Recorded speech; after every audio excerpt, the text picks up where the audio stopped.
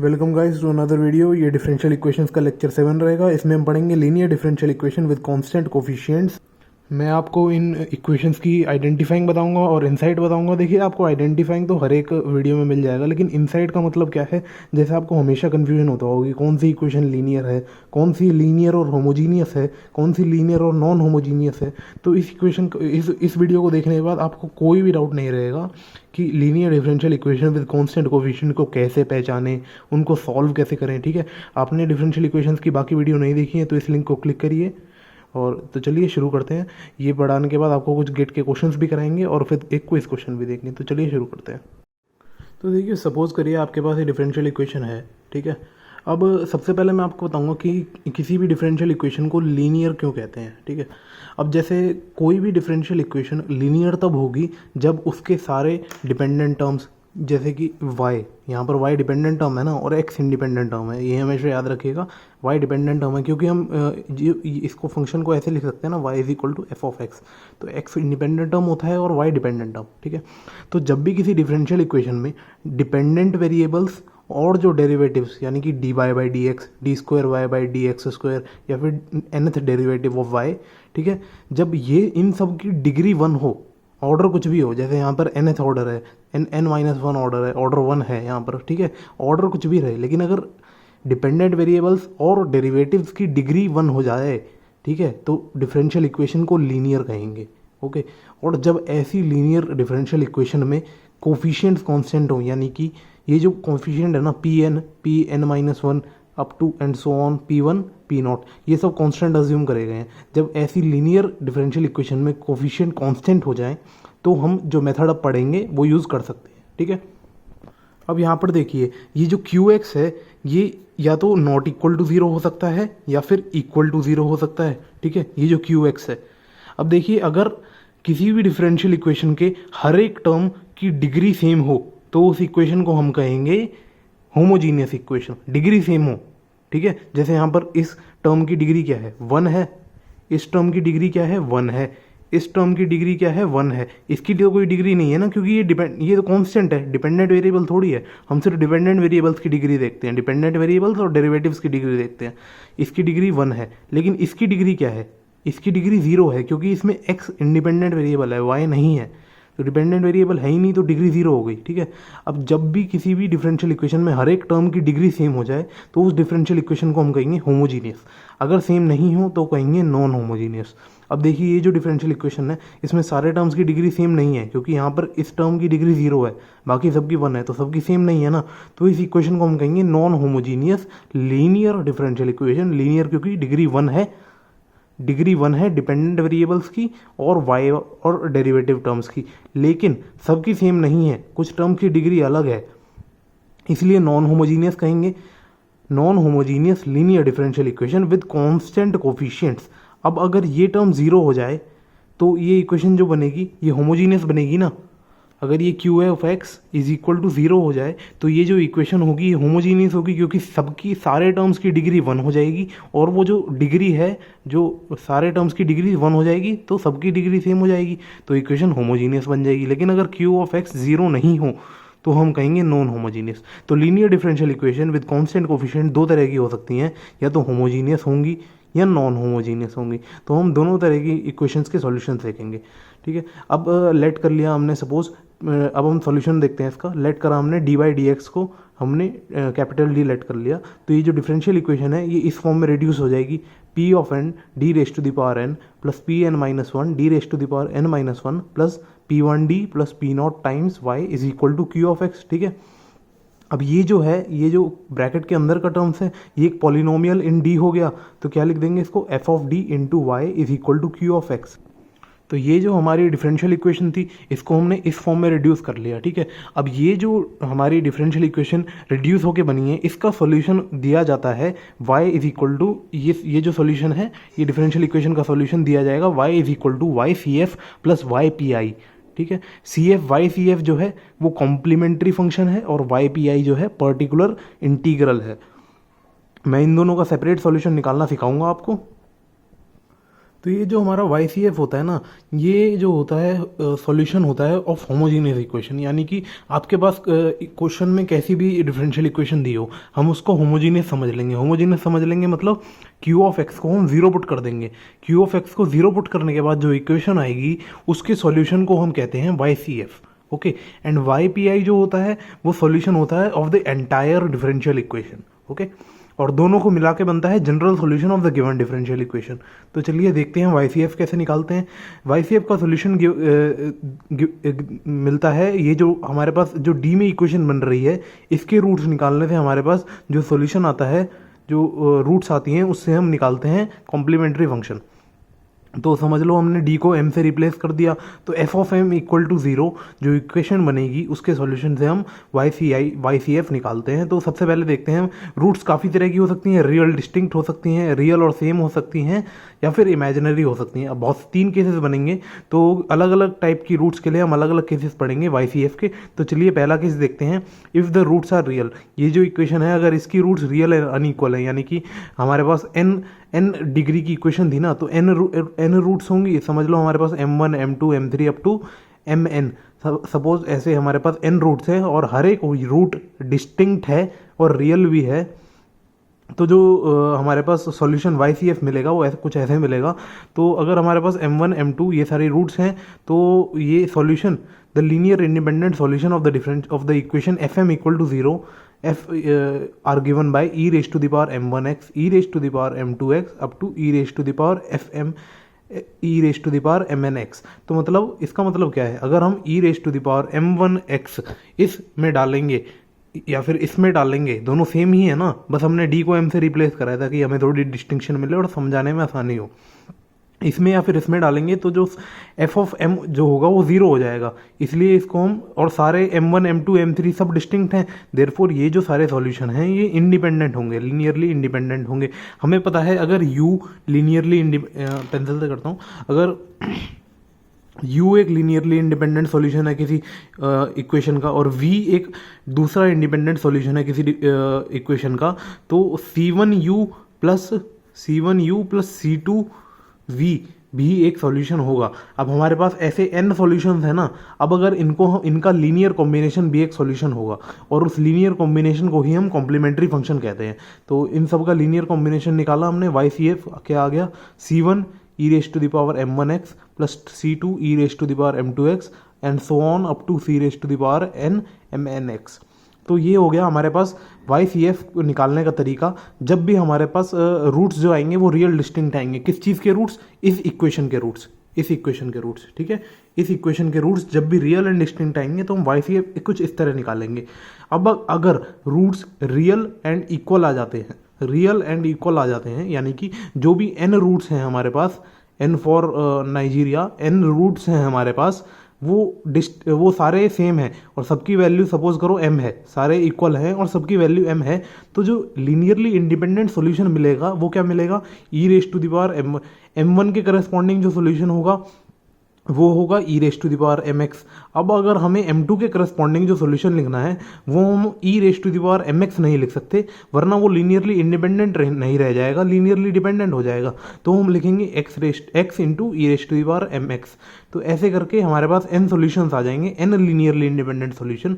तो जो y C F का फंक्शन बनेगा वो होगा linear combination of these n independent solutions. Okay, तो जो y C F real and equal के केस में बनता है वो कुछ ऐसा बनता है, c1 plus c2x plus c3x square up to cnx n-1 times emx, जहाँ पर m जो है ये x है, जहाँ पर m जो है वो जो roots real and equal roots हैं उनकी वैल्यू है। और ये हो गया हमारे पास complementary function in case of a real and equal roots. अब तीसरा केस देखेंगे, अगर रूट्स इमेजिनरी हैं, कॉम्प्लेक्स एंड कॉन्जुगेट हैं। सपोज करो हमारे पास रूट्स हैं अल्फा प्लस माइनस बीटा के फॉर्म्स में है, हमारे पास रूट्स हैं अल्फा प्लस माइनस बीटा के फॉर्म में, तो जो कॉम्प्लीमेंट्री फंक्शन गिवन मिलेगा हमें वो कुछ इस तरीके से मिलेगा, e raise to the power alpha x times multiply में c1 cos beta x plus c2 sine beta x. Okay, तो ये हमारे 3 केस हो गए वाई सी एफ निकालने के, 3 तरीके हो गए। तो वाई सी एफ एक बार मैं छोटी सी समरी देता हूँ। तो सिंपली जो हमारे पास सॉल्यूशन है, हमें इस डिफरेंशियल इक्वेशन का सॉल्यूशन निकालना है। ओके, तो इस डिफरेंशियल इक्वेशन का सॉल्यूशन है y is equal to Y C F plus Y P I. जो वाई सी एफ है उसको हम कहेंगे solution of homogeneous differential equation, यानी कि ये जो हमारे पास डिफरेंशियल इक्वेशन आई, इसमें क्यू एक्स को 0 पुट करके जो सॉल्यूशन आएगा उसे हम वाई सी एफ कहेंगे, और क्यू एक्स को 0 नहीं पुट करके, यानी कि जो ओरिजिनल सॉल्यूशन है उसी को एज इट इज रख के जो सॉल्यूशन आएगा उसे कहेंगे वाई पी आई, और दोनों को ऐड कर देंगे तो जनरल सॉल्यूशन आ जाएगा वाई। तो अब सबसे पहले वाई सी एफ निकालने का तरीका देखा। वाई सी एफ निकालने के लिए हमारे पास जो डिफरेंशियल इक्वेशन हमने रिड्यूस करी थी इस फॉर्म में, जो इसके रूट्स आएंगे उससे हम वाई सी एफ निकाल लेंगे। अब रूट्स 3 तरह के हो सकते हैं, या तो real and distinct, real and equal, या फिर कॉम्प्लेक्स कॉन्जुगेट। तीनों केसेस में अलग अलग प्रोसीजर है वाई सी एफ निकालने का। प्रोसीजर मैं बता चुका हूँ। अब देखेंगे हम वाई पी आई निकालने का प्रोसीजर।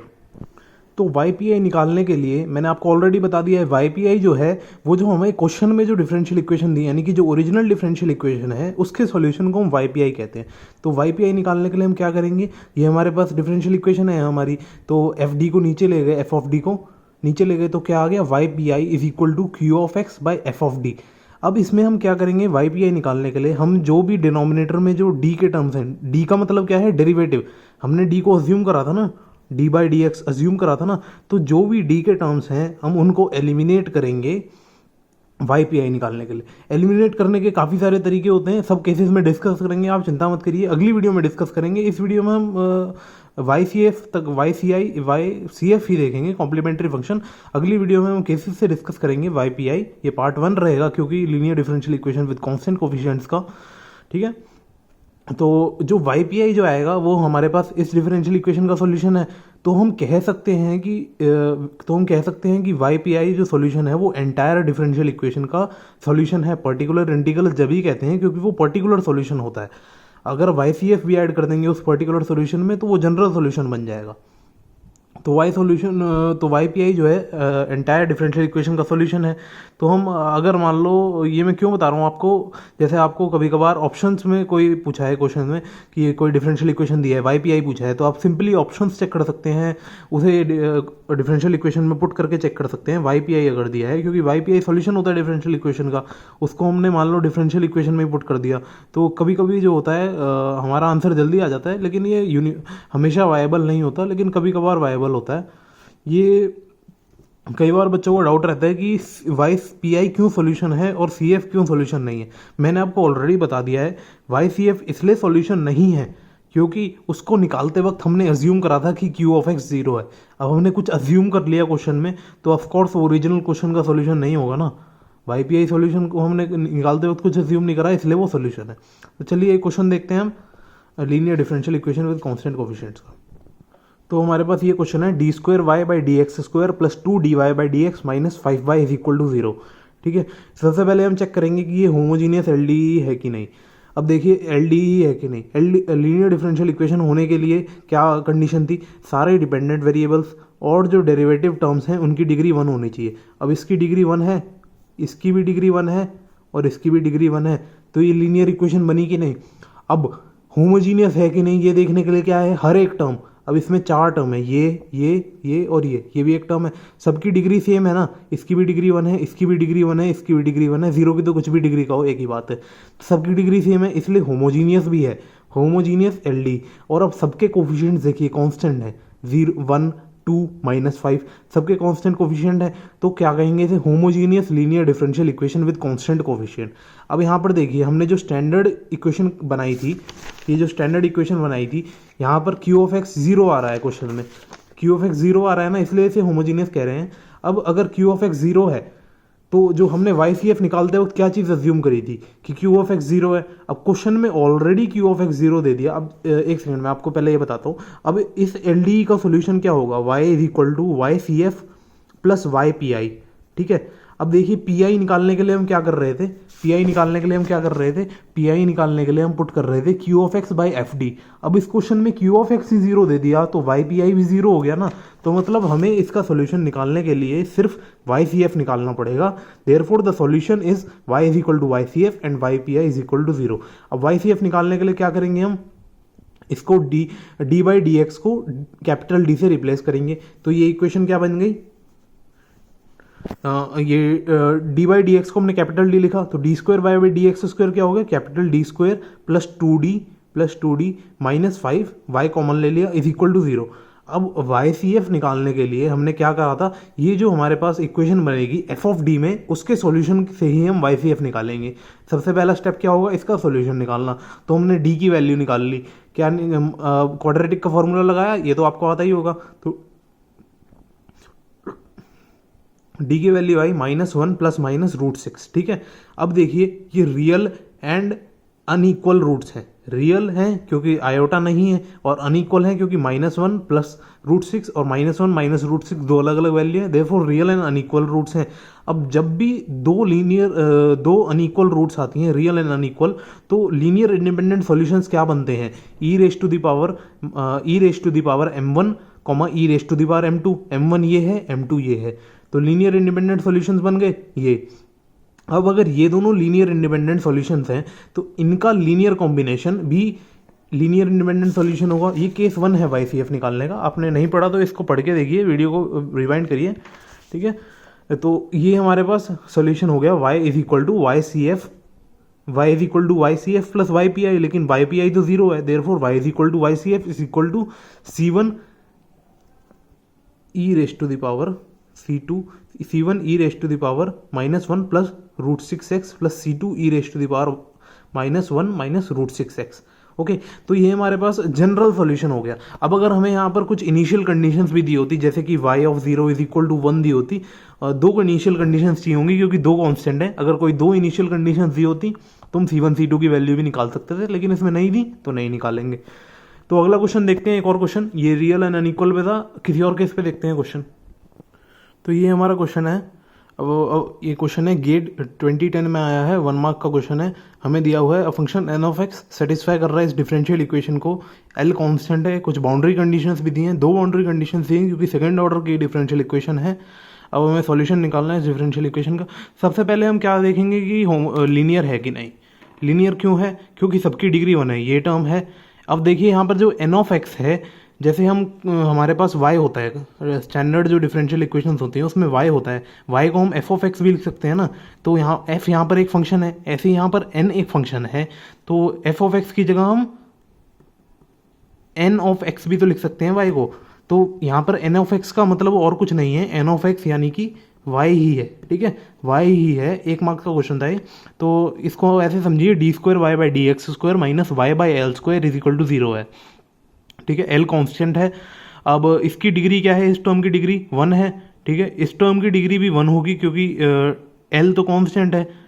ओके, तो सबकी डिग्री 1 है, कोफिशिएंट्स कांस्टेंट है सारे टर्म्स के, therefore linear differential equation with constant coefficient हो गई। और होमोजीनियस है क्योंकि सब टर्म्स की डिग्री, ये तीन टर्म्स हैं हमारे पास, सबकी डिग्री सेम है, होमोजीनियस भी हो गई। तो homogeneous linear differential equation with constant coefficient हो गई। अब इसका सॉल्यूशन, किसी भी linear differential equation with constant coefficient का सॉल्यूशन क्या होता है, y is equal to Y C F plus Y P I. ठीक है, लेकिन यहाँ पर q of x is equal to 0 हो गया, q ऑफ x 0 हो गया तो वाई पी आई भी 0 हो गया, यानी कि इक्वेशन होमोजीनियस है तो वाई पी आई हमेशा 0 हो गया। तो सॉल्यूशन जो होगा इस डिफरेंशियल इक्वेशन का मिलेगा y is equal to Y C F से।